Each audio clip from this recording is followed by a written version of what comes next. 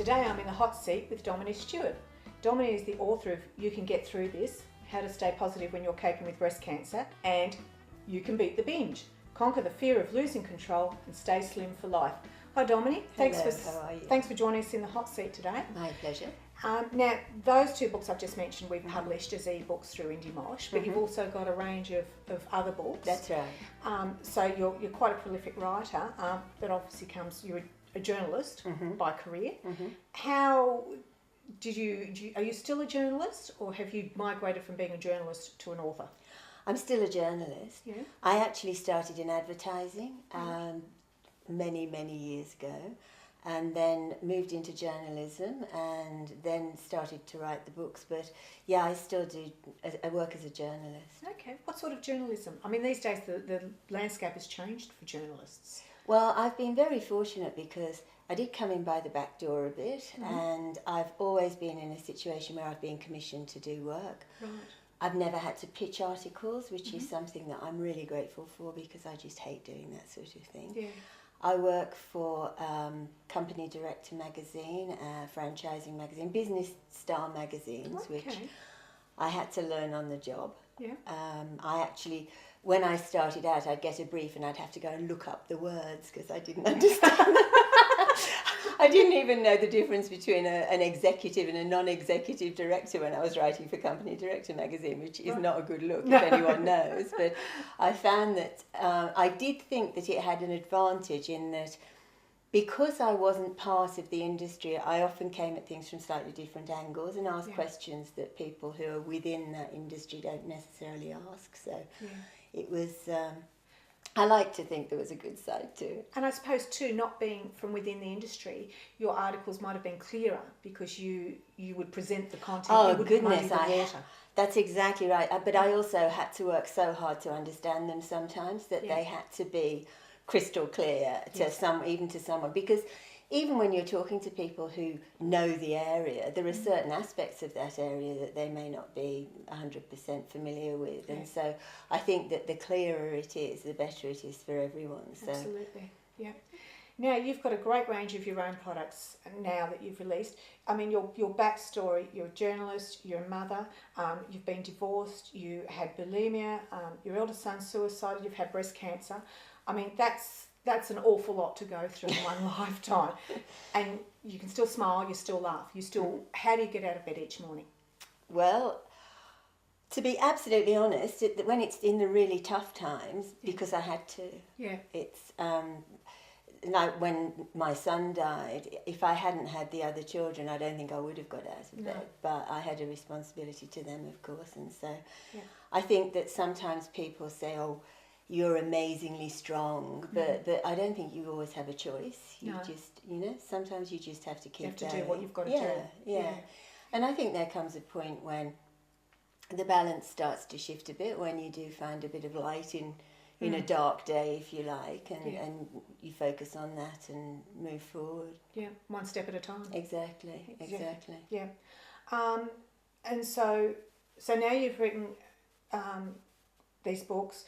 The one, You Can Get Through This, How to Stay Positive After Breast Cancer. So you had breast cancer, so that was after your divorce. So you were alone, you had children, and then you had breast cancer, and you were trying to work at the same time. I had no choice, because I was freelance. Yes.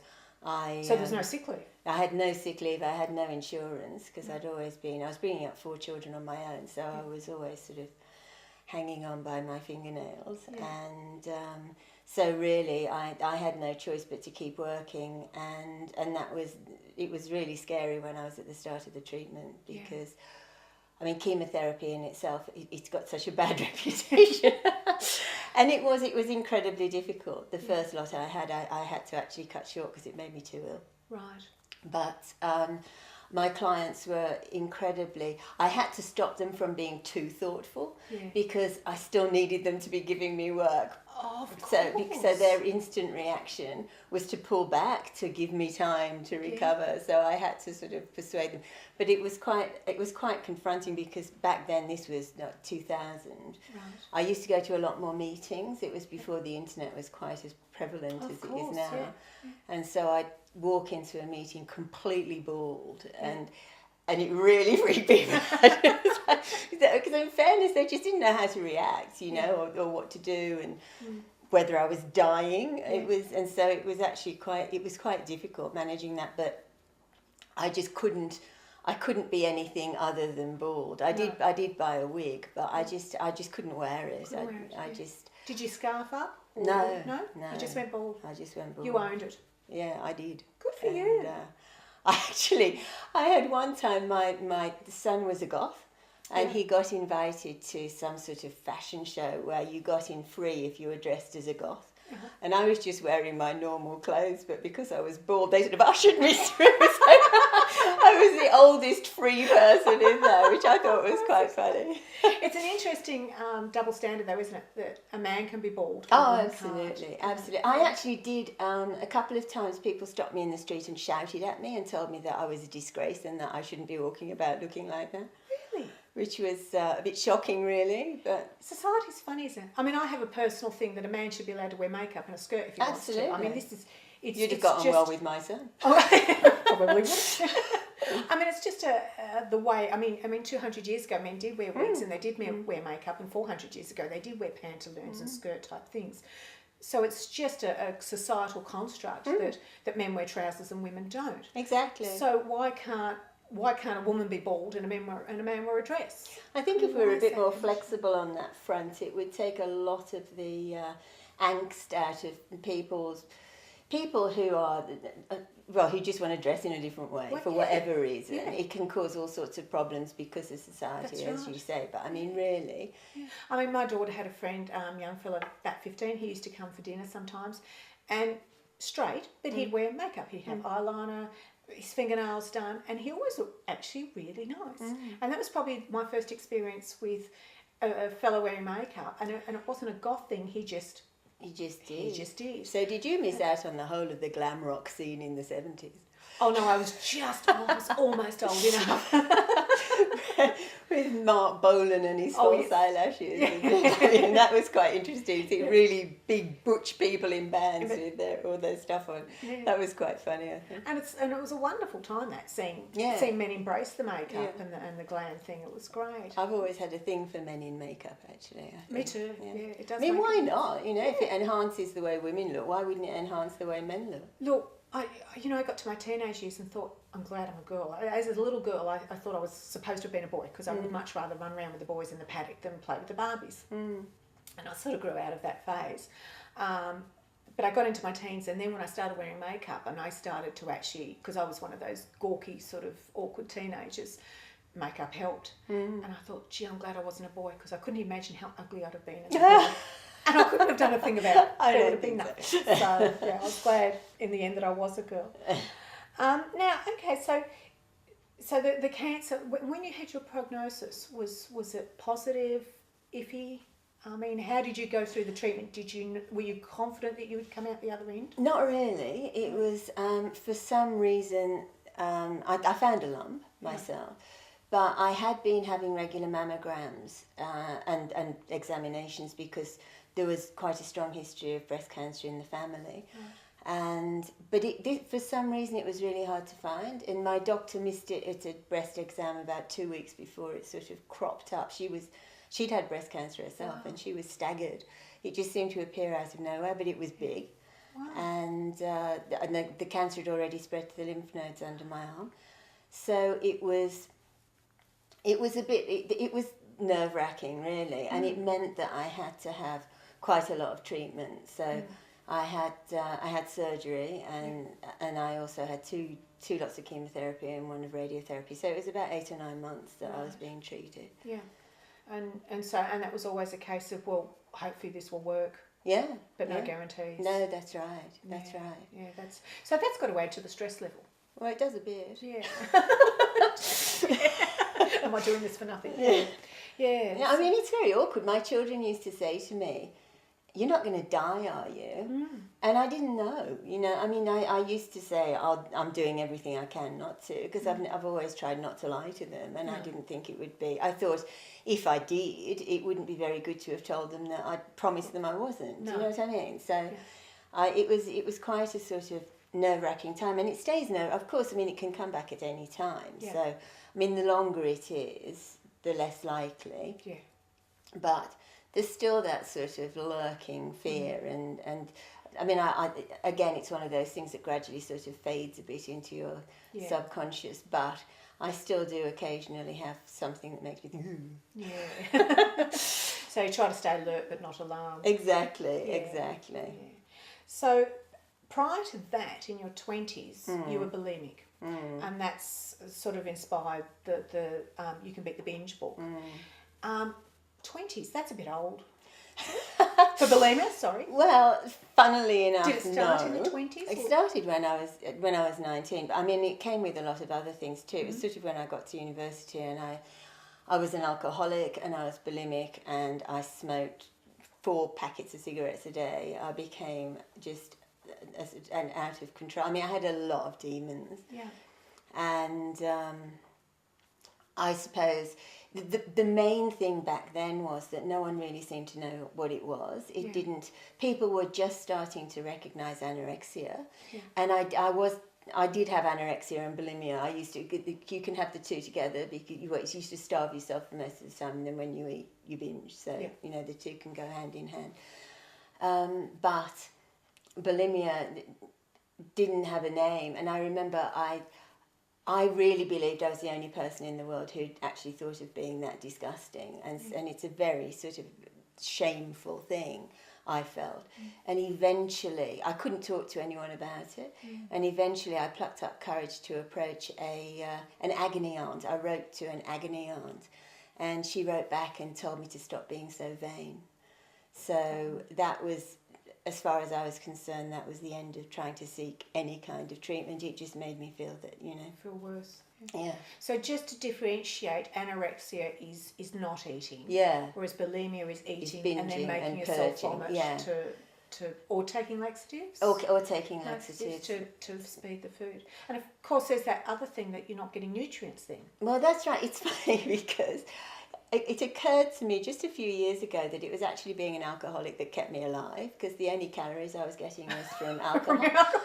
And I used to think to myself, isn't it odd that alcohol is the one thing that doesn't make any difference to my weight? Yeah. But I realise now that there was nothing else to make any difference to my weight, because I'd never had any food to absorb. I used to drink Bloody Marys because I thought that tomato juice would be a bit sort of nutritious and give me a bit of vitamin C. So. But I think in terms of calories, it must have been the alcohol that sort of kept me going. Right. So that was. I'm not promoting alcoholism, by the way. No, that's we need to make that clear. So you. No, it was just in your 20s. By the time you were 30, it was over. Well, not really. I mean, my 20s were awful. I was. I mean, as you can imagine, I was suicidally depressed. Yeah. And then when bizarrely, I got married to someone I'd known for 6 weeks. Yeah. And I used to say, I'd only known him for 6 weeks, but then it occurred to me that it's probably the fact that he'd only known me for 6 weeks that we got married. Because I must have appeared to be quite well behaved while we were first together. But then I'd been told that I couldn't have children because of my eating disorders. And I was also taking the pill because I was terrified. I couldn't even look after myself. So, the idea of being pregnant frightened the life out of me. But then I found I was. I mean, it was just absolutely bizarre. And at first I had no idea how I'd be able to cope. And I didn't think I would be able to cope. But I found that being responsible for another life actually... It gave me the strength to behave myself better, if you like. I felt the responsibility for it. I thought, even if I can't cope when he's born, at least I can look after him while, I'm totally responsible for him. So I stopped drinking and smoking, and my eating was still a bit iffy, but much better. I was very intent on retaining nutrients. Yeah. And so after he was born, obviously I was absolutely in love with him, and and continued to behave reasonably well. I sometimes think that the reason I ended up having 4 children was because it was a sort of self-control, form of imposed self-control. Right. Don't tell them that. Okay. In a lovely, loving way. But really, I was still just keeping a lid on it. I was still... It was still always there in the background. Yeah. Particularly the eating. I found it and this is something that sort of I began to work out at this time, was that I could stop smoking, I could stop drinking, I couldn't stop eating. Oh. You have to eat, which means that if you have an issue with eating, and I consider eating that it can be like an addiction, then it's the hardest of all, I think, because you can never just stop. So if you do have a problem with eating, it becomes all-encompassing, because you spend your life thinking, what am I going to eat next? Am I going to eat too much? Will I be able to stop? What am I going to do if I can't stop? So you get into this appalling circular thinking. And I think that there's a big danger that dieting, even if you don't have the sort of the predisposition to have an eating disorder, I think that dieting can start that sort of cycle where you deprive yourself for a period of time, and then because you've been deprived, you find it almost impossible to control what you do eat, or you're just desperate for something that you really want. And I saw someone once describe it as being like holding your breath, which I think is a really good analogy. It's like you can hold your breath for so long, but only so long, and when you breathe again, you take in huge gulps of air. And I think that can be a similar thing with eating. If you so are, instead of being a steady in out, it's the sort of starvation followed by. And I think that's I don't know if you've seen, most people who diet end up gaining more weight. And I just think that it's this setting up of this awful cycle. It's a vicious cycle, whether it's an eating disorder or it's a dieting cycle, I think, and they have pretty much the same outcome. So, So just getting back, so this was a problem until you had children in your 20s. Did it resurface, or does it never go away? I mean, what changed? Are you still at risk? Well, I can still have thoughts that I know are not appropriate thoughts, if you like, but I know how to deal with them now. So I'm not afraid of food anymore as I used to be.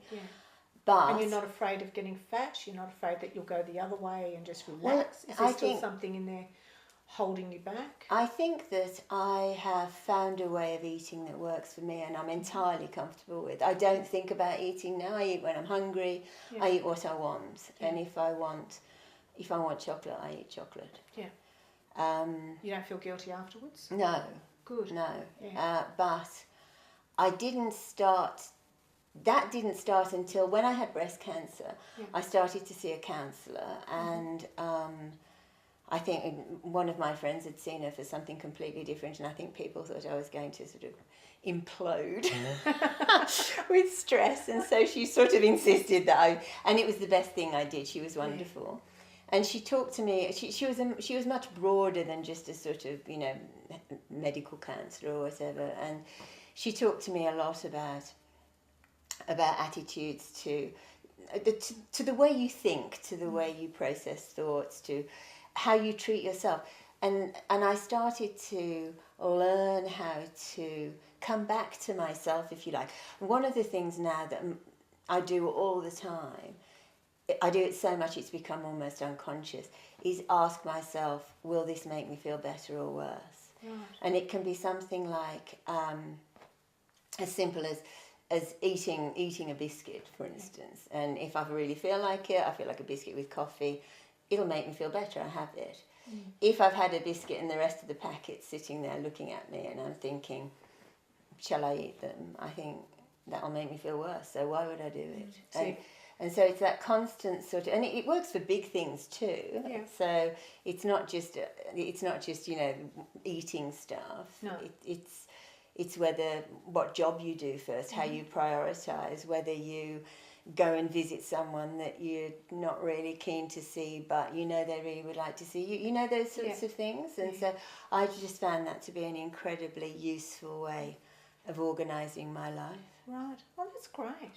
That's great. So now you've got, this is a DVD. This isn't a book. That's a DVD. This is a DVD. Okay, so I can tell the difference between a DVD and a book. So yoga exercises for beginners and beyond. Mm-hmm. So you've done a DVD as well. Is there anything you haven't done? Singing a rock and roll band? Well, I did have a go once, but I was living with a guy. I've always been.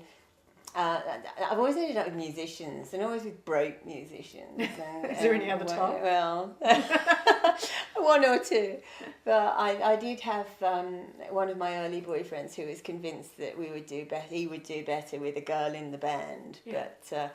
I think one rehearsal was enough to persuade him and the rest of the band that they really weren't better off without me. So it was. I was very. I mean, I'm incredibly shy and self-conscious. So it was an awful thing to have to do, and to prove that I knew I wasn't good enough, and to have to prove it was awful. But that's interesting. So you've done the DVD. I also know that you do public speaking. Yeah, that's right. And you talk. So you're shy, but you can still talk.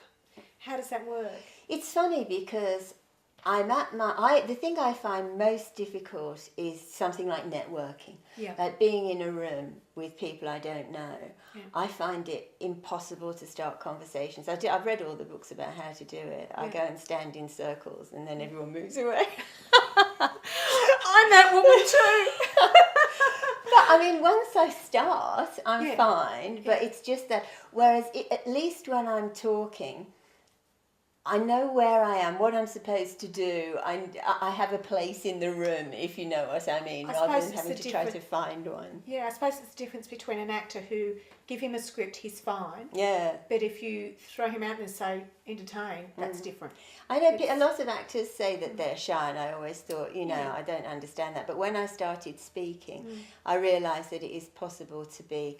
I mean, shy is a funny word. I don't know that shy is the right word. Sort of self-conscious, I suppose. Yeah. But I know what you mean, because I can do this. I can sit here and talk to you, but I have trouble with networking meetings. I'm the same. I've done them, but I prefer to network organically like this, where I'm, one-on-one with somebody that's sought me out, or I've sought them out for a reason. Exactly. I end up I find one person, then just latch onto the yes, you're not coming anywhere. Follow them around all night. I know, I'm just the same. So yoga, when did you take up yoga? I started doing yoga when I, I've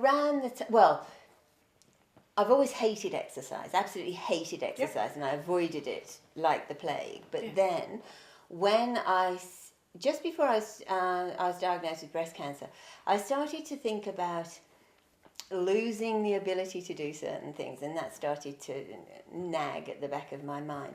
Then when I had surgery, suddenly my right shoulder was practically immobilised, and they had the exercises that they give you in hospital, and I started to do them, and I became obsessed with the idea that, apart from the fact that I'd had both of my breasts removed, that I wouldn't have any sort of physical hangovers from having had cancer. Okay. And the idea of having this immobilised arm really, really worried me. And so I bought a book of stretches, and I was doing those. And I mean, it was horrible because it hurts, and you pop and squeak and all sorts of things. But for once, I was motivated, and I kept it up. And then gradually I started adding a few yoga moves, and then I realised that I was actually becoming more flexible than I was when I was in my 30s, and that you actually can not just stay where you are, but you can actually become stronger and more flexible as you get older, and I like that. So I like that idea too. I carried on doing yoga, but the reason I made the DVD was that I think I use DVDs a lot, and they tend to be quite aim at quite a mixed level. And I've talked to people who've bought them for themselves and found themselves put off by the fact that some of it seems too hard. And And I think people like to think they can do what's in front of them. It Yeah. can be very discouraging if you feel that you can't and you can't imagine that you ever will. And so I pulled out stuff that is suitable for beginners. I mean, you can do it more strenuously as you get better at it if you want to, and just put it all in one place so that someone who's starting out, and particularly an older person, doesn't have to feel that they're going to be too challenged. And I also put in a separate section going through I worked with a yoga teacher, and I put in a separate section going through each of the moves very carefully, sort of describing in quite intimate detail how you do it, because I've often found that people fall short in that too, and I'm looking and I'm thinking, well, where are you? You know, where is that hip? Yes. Where is that? And you can't see. So I wanted to make people feel comfortable that they were doing it properly. I recommend that you do a few classes, just, you know, so that someone can actually help. Get the overall. Yeah, so thing. that you get a Yeah. feel of, you know, Yeah. but some people never will. No. And especially older people, I think, feel quite self-conscious in classes. And so I think just doing a lot of this focuses on your spine and your neck and shoulders and so on, just flexibility. Right. And I think that that's a good thing. Yeah. I should really consider that. I've tried Pilates, but yes, that was. I don't again, like too hard. Pilates. I mean, some people really, and people like different things. Well, that's true too. No. And even with yoga, there's so many different types of yoga. I now mostly do one called Kundalini and Kundalini. Kundalini. Yeah. And that's where I've sort of pulled out these sorts of moves. They are exercises. I mean, I'm not trying to be a yoga teacher. I haven't touched on the spiritual side or whatever. But it really works It's for just me. movements that helps you. Yeah, that exactly. a beginner could use to ease into that sort of thing. Great. So they're available from your website. That's right. Yeah. DominiStuart.com. That's the one. Right. And Staying Well for Life, that's a book about, nearly got it. A gentle approach to building physical and emotional resilience. So you wrote this after you can get through this? Yeah. I found that when I was doing talks, I started doing talks, and at first I was doing a lot of talks to women because I was involved with breast cancer groups, and you know I'd be talking to women because although men do get breast cancer, of course, very few do. So it tends to be when we talk about. I keep talking about women because it sounds as though you're excluding the men, but you know that's the way it is. So, men, I know you're there. But I was talking mainly to women, and then I started sort of broadening the people I was talking to. And when I first started talking to men, I was terrified. I thought this is going to be much too female, and you know people aren't going to respond to it. And it was extraordinary. I got a much stronger reaction from men than from women often, and I think because they tend not to talk about these things, and obviously not breast cancer, but you know the other sorts of issues. And people would come up and talk to me afterwards and say either that they'd had issues themselves, or their wives had had problems, or their children, whatever. And I was starting to sell the book to people who only wanted the back bit. They weren't interested in the actual breast cancer. They were just interested in the building resilience, effectively. Yeah. And so I wrote that book, which is the same sorts of I was going to say advice. It's not really advice. I mean, it's just suggestions. Yeah. But it's your approach. My approach. And it works for you. Based on my own experience and what's worked for me. But much more general. So it's really for people who aren't looking for that sort of breast cancer information. So it's just generally staying healthy, staying well, and into our more senior years. Yeah, as we're all lucky. If we're lucky enough, we get to see them. You get to see them, exactly. Yeah. So you seem to be in a fairly good place now. Yeah, I think so. But I mean, challenges are always going to crop up, aren't they? I mean, that's the thing. You can never say, "Oh, well, that's over now." You know, there's always new, and I think we go through different periods, times when things flow really easily, times when you feel you're struggling more, and I think it's just one thing that I do feel more resilient, and I do feel more confident that when these things crop up that I can cope with them more now than being in a sort of constant state of meltdown, which I used to be when I was much younger. I was, I just felt I was buffeted by everything. I just really couldn't cope very well at all. Yeah. Do you feel, without actually asking for specifics, do you know why you went through all that with the bulimia and everything? Have you ever thought back to what goodness, so you've sort of sorted out. Well, I think one of the problems for me was that I did psychology at university, as people with problems that we inevitably do. And I also, for a period, I was seeing psychiatrists for a while, and I kept on going over, and I knew my father died when I was 3. I barely knew him. He was in hospital for when I was 6 months old. My mother was chronically ill. I was looking after her essentially from when I was 5 or 6. She was constantly in hospital.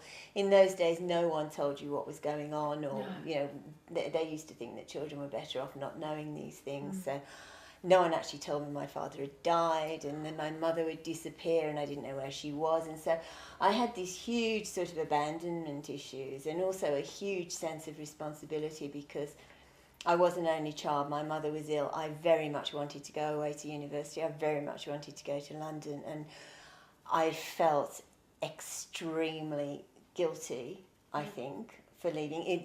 Her brother moved in, so she was looked after. Yeah. But I knew that she and I were very close, and I felt that was not necessarily the right thing to do. Yeah. And then I attempted suicide, and she found out, and so that was another. And at the time, I didn't realise what that would have done to her, and she died when I was 22, just 22. Right. So there was all of that turmoil. All that stuff. And then she died, and so I'm sure that I thought it was my fault. Yeah. So, but what used to really, really bother me was that I knew all that, but it didn't make me feel any better. Like I could go through all of that stuff, So from a cerebral point of view, from what you'd learned at uni. Exactly, and from talking to psychiatrists, I knew that I had abandonment issues and whatever. But it didn't make any difference. And one thing that my counsellor, I think probably the biggest difference she made to me, was helping me to see that had happened, but it didn't mean that I was doomed for the rest of my life, that I could just acknowledge that and move away from it. It was a fact. You didn't have to feel anything about it. It's just... And that it wasn't going to keep on influencing me, and that it didn't have to keep influencing. I mean, obviously it does to an extent, but now I can say, oh, that's what that's about. You've sort of got it in a place. Yeah. And I can see where it's coming from.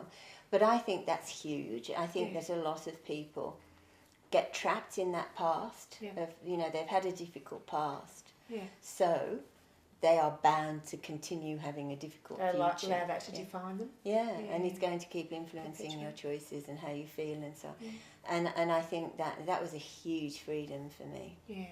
So that's great. So now you're moving well forward now. Kids are growing up, I take it, fairly well grown up, and you've got 3-4 books out now. That's right. And your DVDs. What next for Domini Stuart? Well, I think the main thing is to focus on actually marketing and promoting my products. I think that's something that I didn't understand, and I suspect that a lot of people who think about doing it themselves, which makes a lot of sense these days, of course, but people tend to see the actual creation of the product as the end result. And in fact, it's really just the first step on a very long path. And I think you have to be...